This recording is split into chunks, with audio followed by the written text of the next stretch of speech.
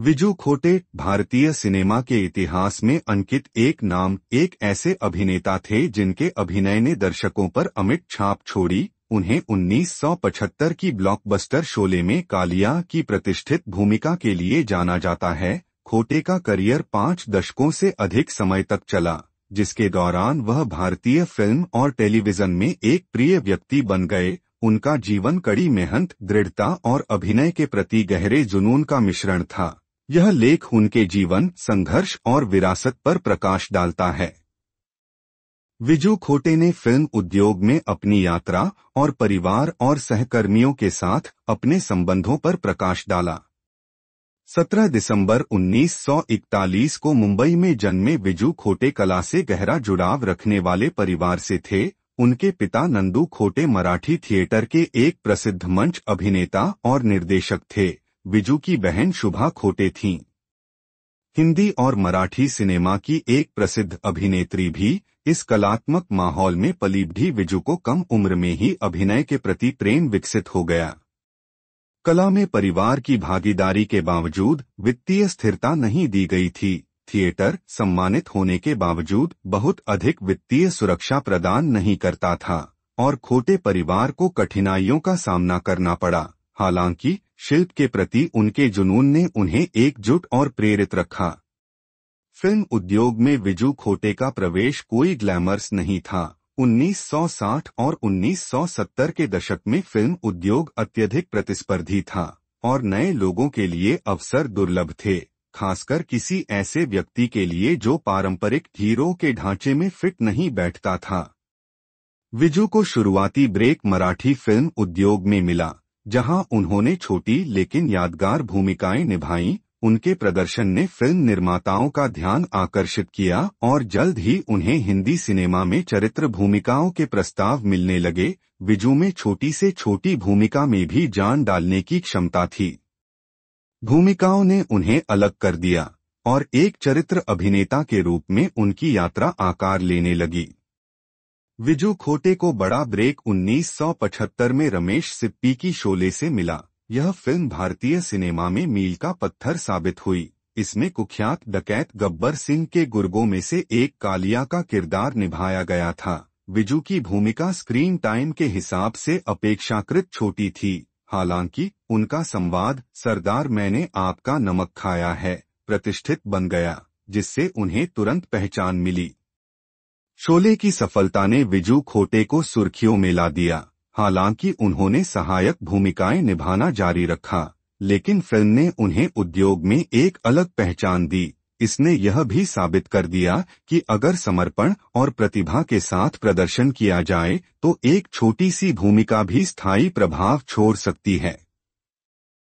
इन वर्षों में विजू खोटे ने विभिन्न शैलियों में विभिन्न प्रकार की भूमिकाएं निभाकर अपनी बहुमुखी प्रतिभा का प्रदर्शन किया। वह कॉमेडी, ड्रामा और नकारात्मक भूमिकाओं में भी समान रूप से माहिर थे। अंदाज अपना अपना, जहां उन्होंने प्यारे डकैत रॉबर्ट की भूमिका निभाई, एक और प्रतिष्ठित संवाद बोला, गलती से गलती हो गई।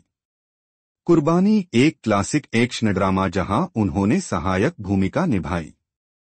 कर्ज और चाइना गेट, जिसने एक विश्वसनीय चरित्र अभिनेता के रूप में उनकी प्रतिष्ठा स्थापित की। फिल्मों के अलावा विजू खोटे ने टेलीविजन में भी अपनी छाप छोड़ी। वह ज़बान संभाल के और फ्लॉप शो जैसे लोकप्रिय टीवी शो में दिखाई दिए, जहां उनकी कॉमेडी टाइमिंग ने उन्हें नए प्रशंसक बनाए। अपनी सफलता के बावजूद विजू खोटे को अपने पूरे करियर में कई चुनौतियों का सामना करना पड़ा। एक चरित्र अभिनेता का जीवन अक्सर अप्रत्याशित होता है, जिसमें लगातार काम करने के बाद सूखे के दौर आते हैं। विजू ने इन उतार चढ़ावों को लचीलेपन के साथ प्रबंधित किया। जो भी भूमिकाएं मिली, उन्हें निभाया।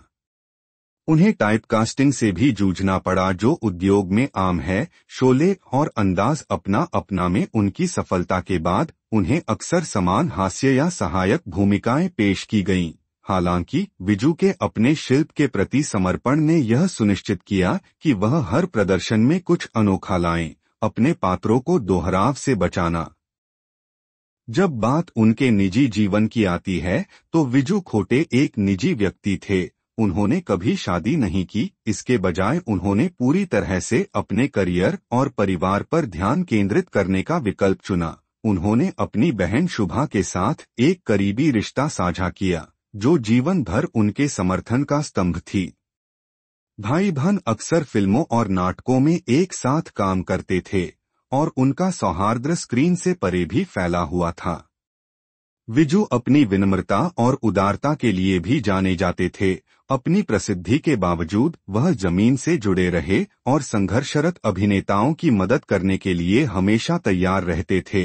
वह कई महत्वाकांक्षी कलाकारों के गुरु थे, अपने अनुभव साझा करते थे और उन्हें कठिनाइयों का सामना करने के लिए प्रोत्साहित करते थे। विजू खोटे का 30 सितंबर 2019 को 77 वर्ष की आयु में निधन हो गया। वे अपने पीछे यादगार प्रदर्शन की एक समृद्ध विरासत छोड़ गए। भारतीय सिनेमा और टेलीविजन में उनका योगदान निर्विवाद है और वह उन चरित्र अभिनेताओं के लिए प्रेरणा बने हुए हैं जो इसके बावजूद कुछ बड़ा करने का सपना देखते हैं। सीमित अवसर। विजू की कहानी इस बात का प्रमाण है कि फिल्म उद्योग में सफलता केवल मुख्य भूमिकाएं या ग्लैमर्स दिखावे के बारे में नहीं है। सहायक भूमिकाओं में चमकने की उनकी क्षमता ने साबित कर दिया कि अगर ईमानदारी और कौशल के साथ चित्रित किया जाए तो हर किरदार यादगार बनने की क्षमता रखता है। विजू खोटे का जीवन दृढ़ता, कड़ी मेहनत और अभिनय के प्रति जुनून की यात्रा थी। भूमिकाओं के लिए संघर्ष करने से लेकर घरेलू नाम बनने तक उनकी कहानी फिल्म उद्योग के उतार चढ़ाव को दर्शाती है। चुनौतियों के बावजूद वह अपनी कला के प्रति सच्चे रहे और भारतीय सिनेमा पर एक अमिट छाप छोड़ी। उनका प्रदर्शन दर्शकों का मनोरंजन और प्रेरणा देता रहा, जिससे यह सुनिश्चित हुआ कि इस प्रतिभाशाली अभिनेता की विरासत जीवित रहेगी।